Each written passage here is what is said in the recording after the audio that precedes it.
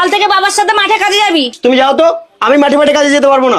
আরে তুই বিয়ে করেছিস, দুদিন পরে বাচ্চার বাবা হবি, এইভাবে বসে থাকলে হবে? এ তুমি বেশি জ্ঞান দিও না তো, যাও তো এখান থেকে যাও। আচ্ছা, তোকে কি আমরা জোর করে বিয়ে দিয়েছি? তুই তো প্রেম করে বিয়ে করেছিস। আরে বাবা, প্রেম করে বিয়ে করেছি বলে আমাকে কাজ করতে হবে? বেশি কথা বললে না, আমি শ্বশুর বাড়ি চলে যাবো। বাবা, এখন থেকে শ্বশুর বাড়ি ধমকানি? যা যা যা যা, বউ নিয়ে শ্বশুর বাড়ি যা। কি এত বড় কথা? বউ বউ, এই কি হয়েছে গো? এক্ষুনি সব গুছিয়ে ফেলো তো, আমরা এখানে আর থাকবো না, আমরা তোমার বাবার বাড়ি চলে যাবো। হ্যাঁ হ্যাঁ তাই চলো, এখানে থাকলে তোমাকে দিয়ে কাজ করাবে। মা, আজ থেকে আমি আর তোমার জামাই এখানেই থাকবো। ঠিক আছে মা, জামাইকে নিয়ে তুই ভেতরে যা। জামাইকে আর কতদিন বসে বসে খেতে দেবো? এবার তো একটা কাজ বাজ করতে বল। শাশুড়ি মা, আপনি আমাকে কাজ করতে বলেন? আমি ওসব কাজ বাজ করতে পারবো না।